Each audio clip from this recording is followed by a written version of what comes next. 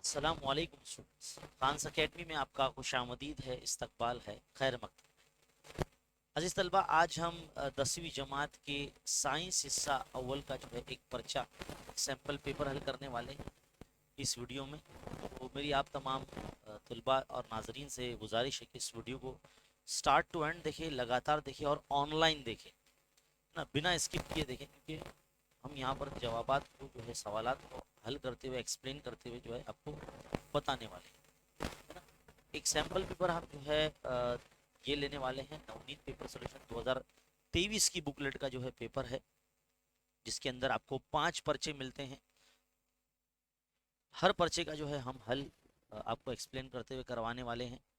तो चलिए आइए शुरू करते हैं। पेपर पैटर्न तो आपको पता ही है, हमने ऑलरेडी बता ही दिया था पेपर पैटर्न क्या है। इस पेपर का जो सोल्यूशन है, जो आप इस वक्त देख रहे हैं पीडीएफ फाइल, आपको इस वीडियो को डिस्क्रिप्शन में मिल जाएगी।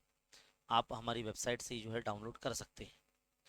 चलिए देखिए भाई, हमने आपके लिए जो है ये पर्चा हल करके रखा है, और इस पर्चे के अंदर आपको जो है आ, हमने जवाबात भी इंडिकेट कर दिए हैं। जैसे कि पहला सवाल है, यहाँ पर आप देख सकते हैं कि डैश के मुताबिक सैयारे को सूरज से जोड़ने वाला खत मुस्तकीम, खत मुस्तकीम ऐसे पढ़ना चाहिए। सूरज से जोड़ने वाला, सैयारे को सूरज से जोड़ने वाला खत मुस्तकीम यकसा वक्त में जो है यकसा वक्फा या रगबा तय करता है। तो ये क्या है? 4 ऑप्शन है।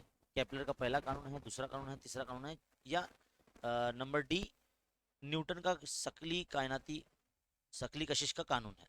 तो भाई इसका जवाब देखो, हमने येलो कलर में दे रखा है, केपलर का दूसरा कानून है ये। आपको केपलर के 3 कवानीन याद रखने ही होंगे, क्योंकि ये कहीं ना कहीं तरीके, अलग अलग तरीके से जो है इम्तिहान में पूछे जाते हैं। शक्ल दी जाती है, 3 कानून लिखने के लिए बोला जाता है। इस तरह से आपको अधूरा कानून मुकम्मल करने के लिए भी पूछा जा सकता है या दिया जा सकता है। खानापुरी में, जोड़ियों में, सही गलत में, अलग अलग तरीके से पूछा जा सकता है। तो ये बहुत ज़्यादा इम्पोर्टेंट टॉपिक है केपलर का कानून, तो आप ये ज़रूर याद रखें।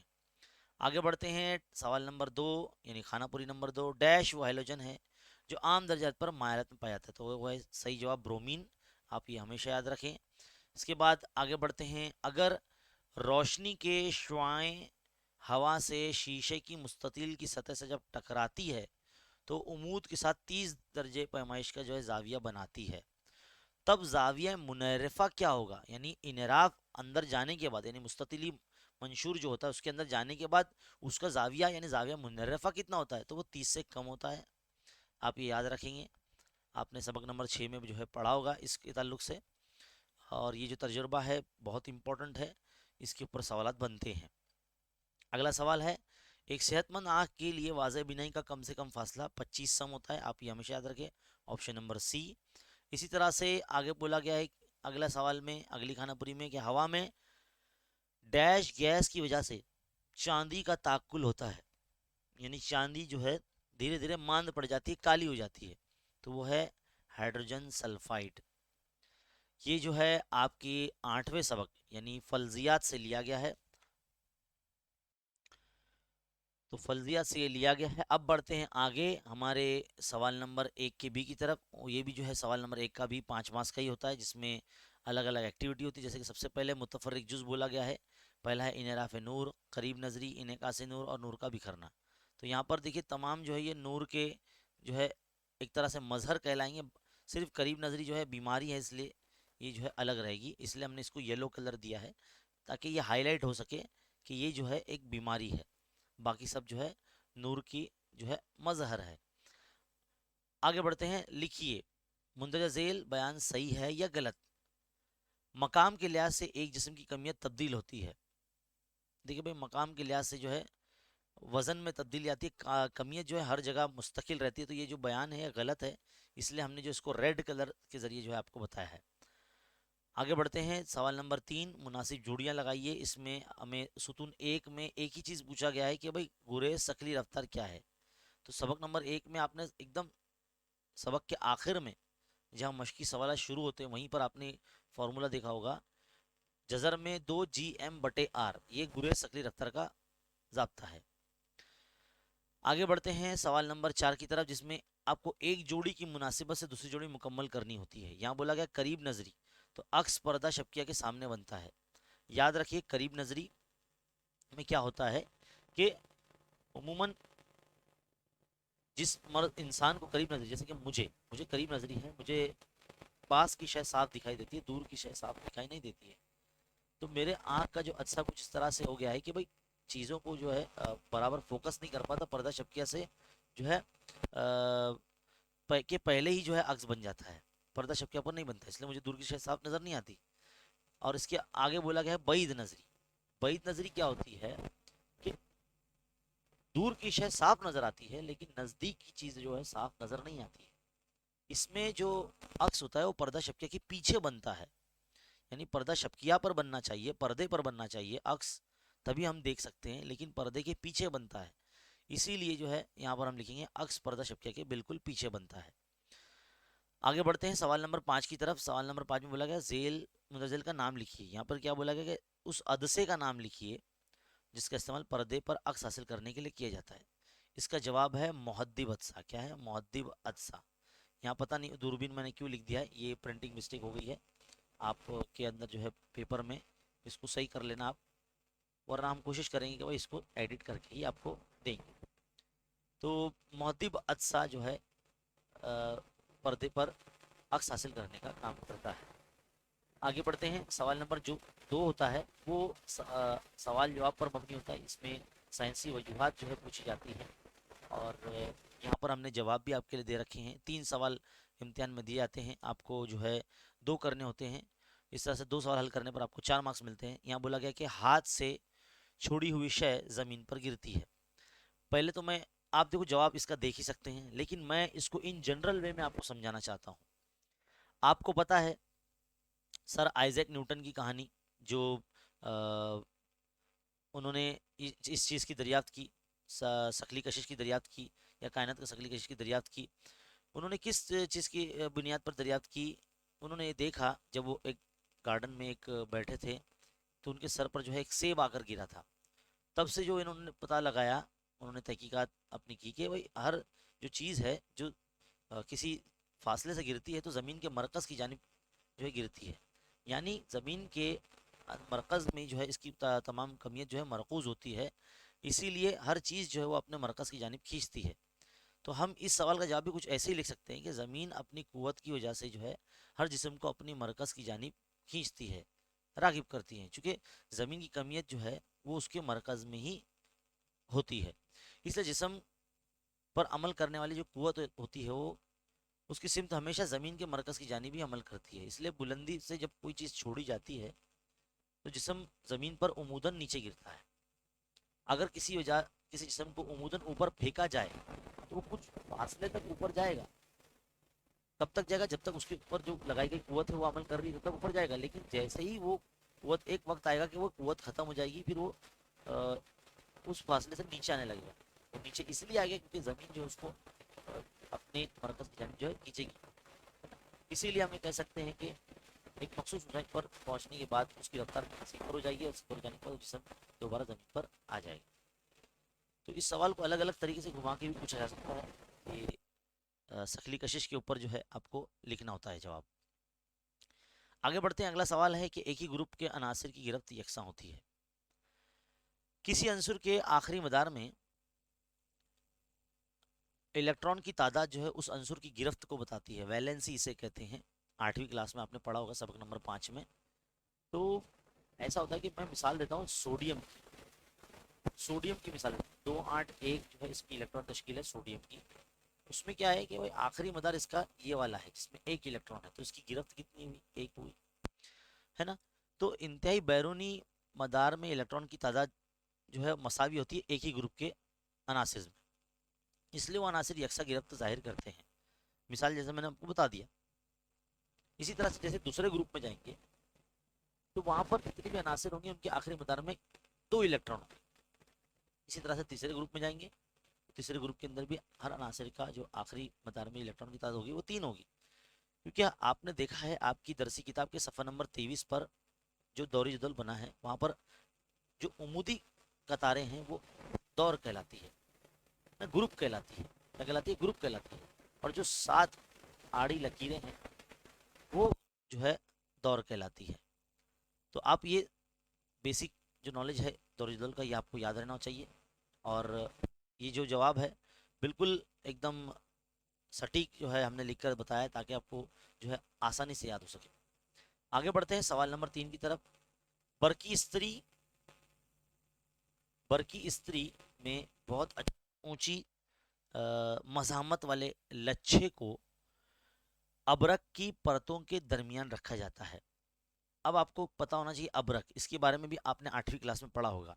अबरक एक ऐसी चीज़ है जो गैर मौसिल है, जिसमें बरकी रो नहीं गुजरती, लेकिन वो हरारत का अच्छा मौसिल है। इसीलिए जो है कि उसको बरकिस्तरी के अंदर जो है उसको दो धाती सीलों के दरमियान में रखा जाता है। वो जो है करंट पास होने नहीं देता, लेकिन हीट पास होने देता है। इसीलिए जो है हम इस्त्री को बाकायदा पकड़ सकते हैं, हमको झटका नहीं लगता। इसीलिए जो है अबरक को इस्त्री में इस्तेमाल किया जाता है। तो इस तरीके से जवाब आपको लिखना है, 2 मार्क्स आपको मिलेंगे। यहाँ सवाल नंबर 2 का जो ए है वो मुकम्मल हो जाता है। आगे बढ़ते हैं सवाल नंबर 2 के बी की तरफ। यहाँ पर आपको कुल मिला के 4 से 5 सवाल आपको दिए जाते हैं। आपको 3 सवाल, 2 सवाल, 4 मार्क्स मिलेंगे। देखिए, हल करता सवाल है आपकी दर्ज किताब का ही सवाल है। क्या बोला कि 10 किलोग्राम का जो पानी है, अगर उसका टेम्परेचर का जो दर्जा हरारत है वो 30 दर्जे डिग्री सेंटीग्रेड से लेकर 100 दर्जे सेंटीग्रेड तक अगर बढ़ाना है, तो कितनी हरारत उसको देना पड़ेगी, कितनी हरारत उसको दरकार होगी, वो मालूम करना है। तो आप हमेशा ये याद रखें, मैं आपको यहाँ बता दूं। देखिए, कमियत को हमेशा एम से जाहिर करते हैं, 10 किलोग्राम कमियत है।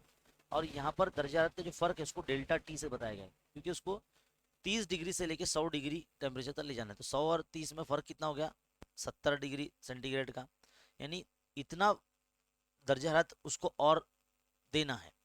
तो यहाँ पर पानी की बात हो रही है, अगर बर्फ़ की भी बात होती तो हरारत खुसूसी की जो इस्तात है, जिसको सी से ज़ाहिर करते हैं, वो 1 किलो कैलोरी पर ग्राम जो है सेंटीग्रेड इसका इकाई है। तो आप ये याद रखें, इसका फॉर्मूला है आपका दरकार हरारत का कमियत ज़रब हरारत खुसूसी की इस्तात और दर्जा हरारत में फ़र्क, यानी एम जो है पानी की कमियत होगी। और पानी की ताल्लुक से बात हो रही है, तो पानी की जो हरारत खुसूसी की इस्तात है वो सी, वो 1 है। और डेल्टा टी यानी ये हरारत का जो फ़र्क है, डेल्टा टी जो हमने निकाला, वो तमाम चीज़ों को ज़रब कर दिया जाएगा, तो 10 ज़रब 1 ज़रब 70 यानी 700 किलो कैलोरी, ये जो है दरकार हरारत होगी। बहुत ही सिंपल है, आसान है। इस पर एक सवाल बनता ही है बोर्ड इम्तिहान में, वेरी इंपॉर्टेंट क्वेश्चन। आगे बढ़ते हैं, अगले सवाल की तरफ जाते हैं। यहाँ पर आपको अगले सवाल में ना फ़र्क बोला गया है, इनेकासी नूर और इनेराफे नूर, इसमें आपको फ़र्क बोला गया है। तो फ़र्क देखिए आप किस तरह से करेंगे, फ़र्क आप ध्यान से देखिए, बहुत ही इंपॉर्टेंट चीज़ है। इनेकासी नूर, इसमें उमूमन एक जनरली अगर बात करें तो इनेकास का मतलब था मुनक्किस होना, है ना, टकरा के चले जाना। एक ही वास्ते में ये नूर का जो है मज़र दिखाई देता है।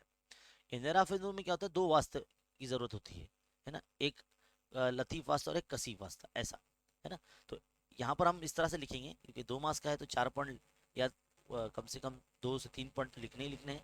तो कुछ इस तरह से लिखेंगे, इनेकास से पहले और इनेकास के बाद नूर की शुआएं उसी वास्ते में सफ़र करती है। इंदिराफ नूर में शुआएं एक वास्ते से दूसरे वास्ते में सफ़र करती है। इनेकास नूर में ज़ाविया वक़ू ज़ाविया मुनक्किसा के मसावी होता है। इंदिराफ नूर में शुआएं जब एक वास्ते दूसरे वास्ते में तिरछी दाखिल होती है, तो ज़ाविया वक़ू ज़ाविया मुनरफ़ा में फ़र्क पाया जाता है, गैर वसावी होता है।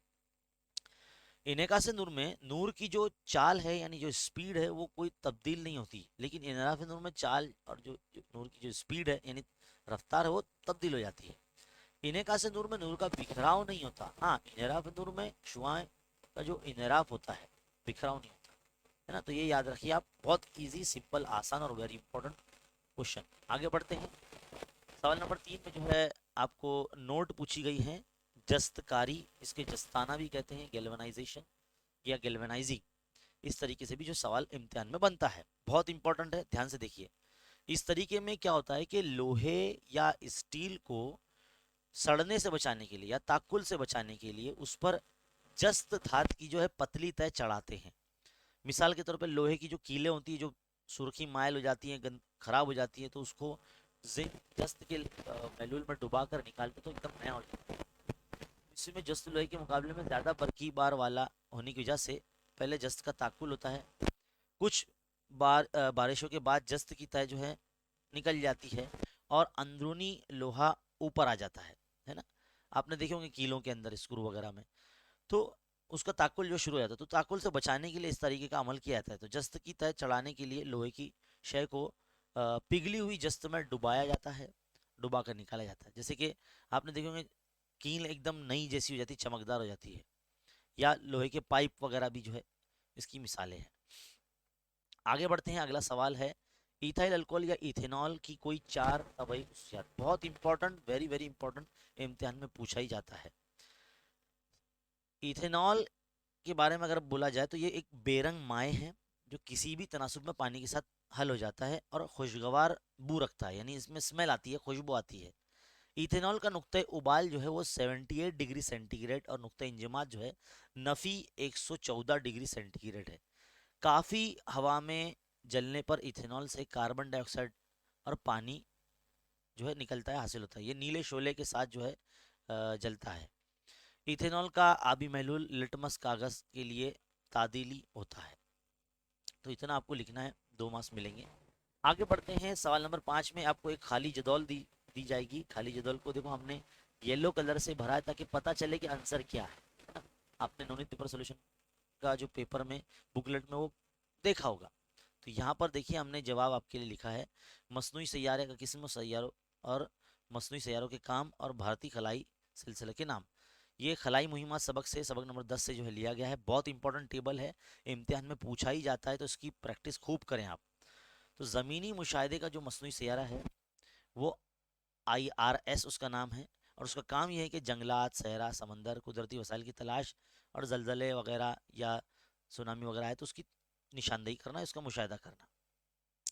फिर एक है नशरियाती मसनूई सैयारा, जो कि यहाँ पर जगह खाली थी लेकिन यहाँ पर सिर्फ हमको इतना लिख कर दिया था कि टेलीविज़न प्रोग्राम नशर करने वाला, तो उसका नाम है नशरियाती या मसनूई सैयारा। नशरियाती मसनूई सैयारा, इसका नाम है इनसैट, INSAT, इनसैट। फिर बाद में आपको यहाँ पर खलाई सिलसिले का नाम IRNSS दिया गया है और बोला गया कि ये रहबर सिमत शनात मसनूई सैयारा है। इसका काम क्या है? तो काम है जमीन पर कहीं भी मकाम का बिल्कुल दुरुस्त निशानदेही। तो हम लोग मैप वगैरह देखते हैं तो इसी की मदद से हम लोग देखते हैं। तो ये जो है टेबल कंप्लीट हो जाता है। आगे बढ़ते हैं, सवाल नंबर 3 की जानी पढ़ते हैं। सवाल नंबर 3 आपके सामने मौजूद है। क्या बोला गया है कि दर्ज खाका का मुशाहिदा करके के सवाल का जवाब दीजिए। अब देखो दो शक्लें बनी हैं बॉक्स में, एक एक्स है और एक वाई। आपकी किताब में हो सकता है ये ए और बी हो, है ना। तो जरा देख लीजिए कौन है। पहले मैदान में 2 इलेक्ट्रॉन है, दूसरे में 8 है, तीसरे में 1 है, यानी ये सोडियम होगा। यहाँ पर 3 इलेक्ट्रॉन दिख रहे हैं, मतलब ये लिथियम होगा, है ना। तो आपको याद होना चाहिए। क्या बोला इसने पहले सवाल में कि अनासिर एक्स और वाई की शनाख्त करके उनके नाम लिखिए। तो भाई ये एक्स वाला जो है वो सोडियम है और वाई वाला जो है वो लिथियम है ना। क्या दोनों अनासिर का ताल्लुक एक ही ग्रुप से है? बिल्कुल एक ही ग्रुप से है ना। तो देखिए अजीज तलबा, हम यहाँ आपको दर्ज दल में दिखा रहे हैं लिथियम और ये सोडियम। यहाँ अगर आप देखेंगे ये है लिथियम, ये सोडियम, और दोनों ग्रुप नंबर 1 में जो है पाए जाते हैं, है ना। आगे बढ़ते हैं। दूसरा सवाल होने के बाद कौन सा अनासर ज़्यादा मजबूत बरकीदा है और क्यों है? अब यहाँ पर आपको ध्यान देना निहायत ही ज़रूरी है। अगर आप गौर करेंगे, जैसे कि मैंने आपको बताया कि भाई ये जो दोनों अनासिर है वो एक ही ग्रुप में आते हैं। अब दौरी दल में अगर आप मुआयना करेंगे, ऊपर से नीचे आते हैं तो इलेक्ट्रॉन में मदार में इजाफा होता है ना। तो यहाँ पर जो है इलेक्ट्रॉन खोए जाते हैं, दिए जाते हैं और मजबूत बरकीदा बन जाते हैं, जौहरी जसामत में इजाफा होता है। इसलिए यहाँ पर जो है अगर हम देखेंगे तो लिथियम की बनस्बत सोडियम जो है ज़्यादा मजबूत बरकीरा माना जाएगा।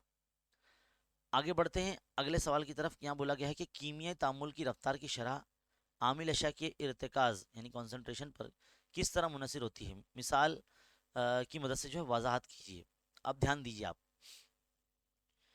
आम अशिया के जौहरों के बाहम मिलाप या टकराव के नतीजे में कीमिया अमल होता है। आमिल अशिया जब कीमिया मिलाप में हिस्सा लेती है तो उनके जौहरों में जो है ना टकराव होता है। आमिल अशा के इर्तिकाज से या उनके कीमिया अमल से मुराद उनके महलूल में ज़्यादा से ज़्यादा मुनहिल के ज़र्रात या जौहरों की तादाद की मौजूदगी होना।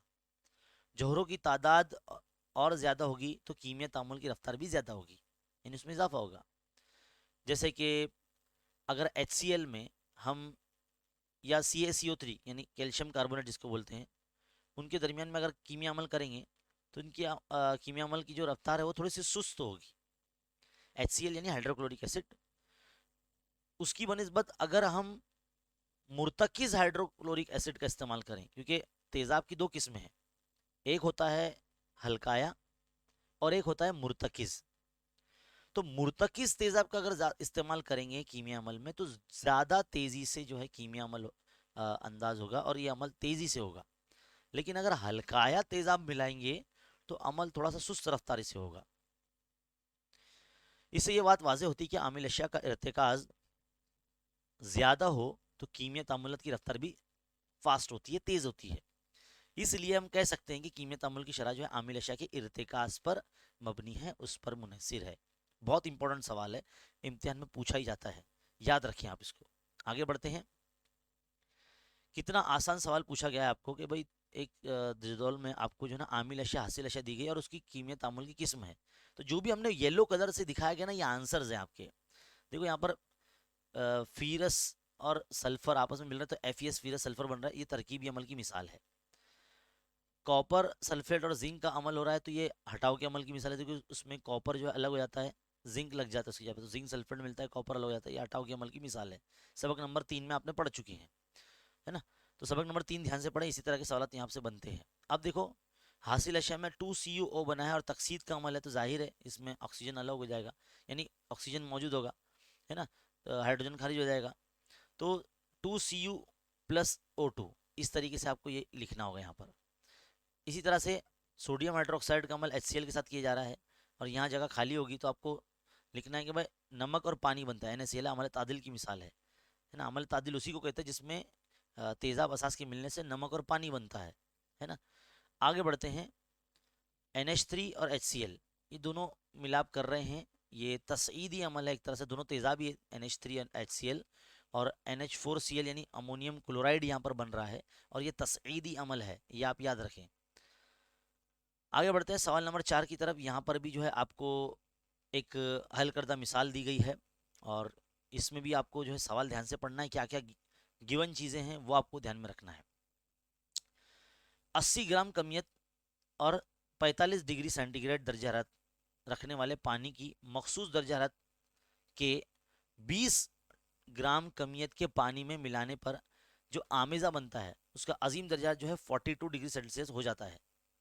अगर पानी मिलाने से पहले 20 ग्राम कमियत वाले पानी का दर्जा मालूम कीजिए, यानी जो दूसरा पानी था जिसमें हमको मिलाया गया, पहला पानी जिसमें हम मिला रहे हैं, उस दूसरे पानी का टेम्परेचर हमको मालूम करना है। यानी पहले पानी जो जिसका कमियत है 80 ग्राम और जिसका टेम्परेचर हमको दिया गया है, लेकिन दूसरे पानी का हमको टेम्परेचर नहीं दिया, वही मालूम करना है। तो इसमें हम क्या करेंगे, सबसे पहले तो पहले पानी की कमियत और उसका टेम्परेचर यानी M1T1 लिख लेंगे। दूसरे पानी की कमियत यानी M2 और उसका जो टेम्परेचर है वो हम यहाँ पर ये कर लेंगे, है ना। लेकिन टोटल टेम्परेचर हमको मालूम करना है जब दोनों को मिला दिया जाएगा, या जो दूसरा टेम्परेचर है वो हमको मालूम करना है। तो हरारत मुबद्दिल का कुलिया आपको पता होगा। अब ये हरारत मुबद्दिल का कुलिया क्या है, आपने किताब में पढ़ा है। हरारत मुबद्दिल का कुलिया ऐसा था कि उसमें दो धाती गोले हैं, एक ठंडा और एक गर्म, उनको एक ही निज़ाम में रखा गया है और ऐसा रखा गया है कि हवा पास बिल्कुल नहीं होना चाहिए उसमें। तो क्या होगा उस निज़ाम के अंदर, उस बंद निज़ाम के अंदर, कि गर्म चीज़ हरारत खारिज करेगी और ठंडी शय जो है वो हरारत जज्ब करेगी, और ये अमल तब तक चलता रहेगा जब तक दोनों जिस्मों का दर्जा हरारत बराबर नहीं हो जाता। इसी को हरारत मुबद्दिल का कुलिया कहते हैं। अब यहाँ पर देखो, गर्म पानी के जरिए खारिज करदा हरारत और ठंडे पानी के जरिए खारिज करदा हरारत बराबर रहेगी, इक्वल रहेगी। इसीलिए हमने जो है हरारत खुसूसी की जो इस्तेताद का जो देखा है, तो फार्मूला हम इसका इस्तेमाल कर रहे हैं यहाँ पर, M1C × T1 - T, है ना, और M2C T T minus T2। यहाँ पर हमने देखो सी से और m1 से जो है मल्टीप्लाई कर लिया, तो m1t1 माइनस m2 है ना। यहाँ पर सी सी जो है कैंसिल हो गया, यहाँ पर औरत उसी इस्तेदाद जो है वो कैंसिल हो चुकी है, सी सी है ना कैंसिल हो गया है। और यहाँ पर जो है m2t माइनस m2t2 इस तरह से मल्टीप्लाई हो गया। आगे क्या किया गया है कि जो पहले जिस्म की कमियत और तपिश है उसको एक तरफ से ले लिया गया, और दूसरा जो ये था यानी दूसरे पानी का कमियत और उसका टेम्परेचर है वो एक तरफ ले लिया गया है। मतलब जो माइनस वाली चीज़ें हैं ये वाली चीज़ें वो इस तरफ चली गई हैं, और ये वाली जो चीज़ है वो इस तरफ आ गई है। तो कुछ इस तरह से स्टेप जो है हमारा बना है। अब क्या होगा कि जो टेम्परेचर है ये मुकम्मल आज़िम का जो आमेज़ा यानी जो पहला पानी और दूसरा पानी मिलाने के बाद जो आमेज़ा बना है उसका टेम्परेचर मालूम करने के लिए क्या किया गया, इस टी को साइड में रखा गया है, और ये इतना हिस्सा जो है इन सब के तकसीम में चला गया। तो कुछ ऐसा दिख रहा है वो m1t1 plus m2t2 upon m1 plus m2। बस सारी कीमतें रख दी गई है, ज़रब कर लिया गया है, जमा कर लिया गया है, और यहाँ पर बस आपको क्या करना है, कीमत रखने के बाद जो है नसब नुमा यहाँ पर सेम थे। ये वाला स्टेप देखिए, ये स्टेप में तो कीमत रखी गई है, ये स्टेप में क्या किया गया है कि 80 जमा 20 के 100 हो गया, ऊपर वैसे का वैसे ही चल रहा है सब। 100 को जो है ना बांट दिया गया है, 80 ज़रब 45 के बटे में 100 दे दिया गया है, और 20 ज़रब 30 के बटे में भी 100 दे दिया गया है। अब आप क्या करेंगे, इसको जो है हल करेंगे, 5 के पहाड़े से कैंसिल कर लीजिए, इजीली हल हो जाएगा। जैसे कि 1 0 कैंसिल कर दो यहाँ से, और 5 दूनी 10 और 5 9 45, 2 1 2, 2 चौक 8, तो 4 9 36 आ गया इधर पे। इसी तरह से यहाँ पे 1 0, यहाँ पे 1 0 कैंसिल, यहाँ पे 1 0, यहाँ पे 1 0 कैंसिल, 2 3 6, तो 36 और 6 कितना हो गया, 42 आ गया। यानी जो दोनों पानी जब मिले है ना, तो उनका जो टेम्परेचर था 42 डिग्री जो दिया गया है, उस तरह से हमारा यहाँ आ चुका है। अजीज तलबा, इस सवाल को कुछ इस तरह से घुमाकर भी पूछा जा सकता है कि अगर आमेजे का टेम्परेचर दिया गया है तो जो दूसरा पानी जिसके अंदर पहला पानी मिलाया गया है उसका टेम्परेचर मालूम करना। तो बस इसमें जो है यहाँ पर T2 अलग हो जाएगा, बाद में ये जो है नफ़ी में चला जाएगा यहाँ पर। तो बस यहाँ पे जो तकसीम हो रहा था अमल, वहाँ पर नफ़ी का अमल हो जाएगा, फॉर्मूला सेम रहेगा। आगे बढ़ते हैं अगले सवाल की तरफ। क्या बोला है कि कब्ल अज वक्त तुलुए आफ्ताब और बाद अज वक्त गुरूब आफ्ताब, यानी सूरज उगने से पहले और डूबने के बाद की जो वजाहत है वो करना है। देखो बहुत ही आसान सिंपल जवाब है, बस जो है थोड़ा सा राइटिंग बड़ी है, ये थोड़ा जूम करके दिखा रहा हूँ इसलिए जवाब शायद आपको बड़ा लग रहा होगा, जबकि जवाब बड़ा नहीं है। समझ लीजिए आप इसको, जवाब याद करने पे फोकस मत कीजिए, समझने की कोशिश कीजिए, क्योंकि जब आप जवाब समझेंगे तो ही आपका जो है फायदा होगा। आप खुद से लिख सकेंगे, और खुद से लिखना अलाउड है, बिल्कुल मार्क्स मिलते हैं, लेकिन आपको जो है कॉन्सेप्ट बराबर लिखना होगा तो ही आपको मार्क्स मिलेंगे। तो देखिए जवाब कुछ इस तरह से कि सूरज के तुलू होने की वजह से, तुलू होने के वक्त भी फिजाई इनराफ की तब्दीली एक है, एक मज़हर है। जब ज़मीन से सूरज को जब ज़मीन से सूरज को देखता है तो वो सूरज को उफक पर देखता है। कोई भी नाजिर, मतलब देखने वाला कोई भी नाजिर जब ज़मीन की सतह से सूरज को देखता है तो वो सूरज को उफक पर पहुंचने से 2 मिनट पहले ही वो देख लेता है। ये ऐसा इसलिए होता है, सूरज से आने वाली जो शुआएं हैं जब ज़मीन की फ़िज़ा में दाखिल होती है तो जाहिर है कि यहाँ पर हवाओं का गिलाफ होता है, तो फ़िज़ाई इनराब होता है यहाँ पर। तो फ़िज़ाई इनराब की वजह से ज़मीन तक पहुँचने पर इनराब होने की वजह से वो जो शुआएं हैं वो थोड़ी सी खमीदा हो जाती है, मुनहनी हो जाती है, झुक जाती है। तो ज़मीन पर से कोई नाज़िर जब सूरज को देखता है तो ज़ाहिर तौर पर वो सूरज को उसके हकीकी मकाम से ऊंचाई पर और मिजाजी मकाम पर देखता है। इसलिए सूरज की जो हकीकी तौर पर उफक तक पहुंचने से 2 मिनट पहले उसको दिखाई देता है। यानी वो आपने उसका फ़ोटो देखा होगा, आपकी किताब में बाकायदा फ़ोटो बना हुआ है ना। और सूरज का जब गुरूब होने लगता है यानी मगरिब के टाइम का वक्त होता है या असर के बाद वाला वक्त होता है, तो सूरज की जो शुआएं हैं फिजाओं का इनराब के असर की वजह से ही गुरूब आफ्ताब के वक्त भी जो है यही मसला होता है कि नाजिर जो है मुसलसल तौर पर सूरज को गुरूब होते हुए देखता है। तो सूरज के उफक पर पहुंचने के बाद वो 2 मिनट तक सूरज को उफक पर मौजूद देखता रहता है। इस तरह वो गुरूब आफ्ताब को देर तक देखता है और तुले आफ्ताब को जो है पहले देख लेता है। इसकी वजह से जो है इसमें 2 मिनट सुबह में और 2 मिनट शाम के टाइम पे इसका इजाफा हो जाता है, तो 4 मिनट का इजाफा हो जाता है। तो ये जो है वजाहत आपको याद रखनी है। अब बारी आती है सवाल नंबर 6 की। अब यहाँ पर देखिए, आप देख सकते हैं, अब हर सवाल जो है 3 मार्क्स का है, तो यहाँ पर थोड़ा सा डिटेल में भी लिखना होता है। आपको शक्ल बना कर दी गई है और 3 सवाल के जवाब आपको लिखने हैं। क्या बोला गया यहाँ पर कि पहले तो देख लो, एक मौदी वस्सा बड़ा है और एक जिस्मी है, तो ये चश्मिया होगा, ये जस्मिया है। दी हुई शक्ल में अज्जों की तरतीब किस किस्म की खुर्दुबीन में नजर आती है? तो अजीज तलबा, इसका जवाब है ये मुरक्कब खुर्दुबीन के अंदर ही जो है नजर आती है। अगला सवाल है, इस खुर्दुबीन के अमल को मुख्तसरन बयान कीजिए। अब अमल देखिए क्या है कि जिस शय, जैसे कि आपकी किताब में बाकायदा लिखा हुआ है, आप इसको जो है वहाँ से पढ़ सकते हैं। मान लीजिए कोई शय है पी क्यू, उसका मुशाहिदा करना होता है, उसे आईने से रोशन करके, जैसे कि शक्ल के अंदर आप देख सकते हैं, इसमें आपको दिखाया गया है ना, पी क्यू वगैरह, है ना, इस तरह से दिखाया गया पी क्यू, है ना। मुशाहिदा अगर करना होता है तो उसे आईने से रोशन करके, मतलब चमका के, जिस्मिया के सामने इस तरह रखते हैं कि उसके तुले मास्का से कुछ बाहर या दूर रखते हैं। जिस्मिया के जरिए जिस्म का हकीकी और बड़ा उल्टा अक्स मिलता है पी डैश क्यू डैश। अब जाहिर सी बात है, जो जिस्म है पी क्यू है, तो उसका जो वो मिलेगा, अक्स मिलेगा, वो पी डैश क्यू डैश ही मिलेगा, है ना। अगर जिस्म पी क्यू है तो पी डैश क्यू डैश का उसको जो है बताया जा रहा है, उसके अक्स को बताया जा रहा है। तो जिस्मिया की दूसरी जानिब जो है हासिल होते हैं, तो जिस्मिया की दूसरी तरफ मिलता है वो। अब ये अक्स जो मिला है पी डैश क्यू डैश, वो चश्मिया के लिए जिस्म बन जाता है ना, बॉडी बन जाता है। और चश्मिया को स्क्रू की मदद से इस तरह हम हरकत देते हैं, मतलब छोटा बड़ा करते हैं, तो दरमियानी अक्स जो है पी डैश क्यू डैश उसके तुले मास्का के अंदर रहे। चश्मिया एक सादा खुर्दुबीन की तरह काम करता है, और आखिरी हासिल होने वाला जो अक्स होता है P double dash Q double dash, मिजाजी और काफ़ी बड़ा होता है, और असल जिस्म से भी बड़ा होता है। इस अक्स को चश्मिया से वाज़ेह बिनाई के कम से कम फासले हासिल किया जा सकता है, और आखिरी अक्स का मुशाहिदा चश्मिया को आँख के करीब रख कर किया जाता है।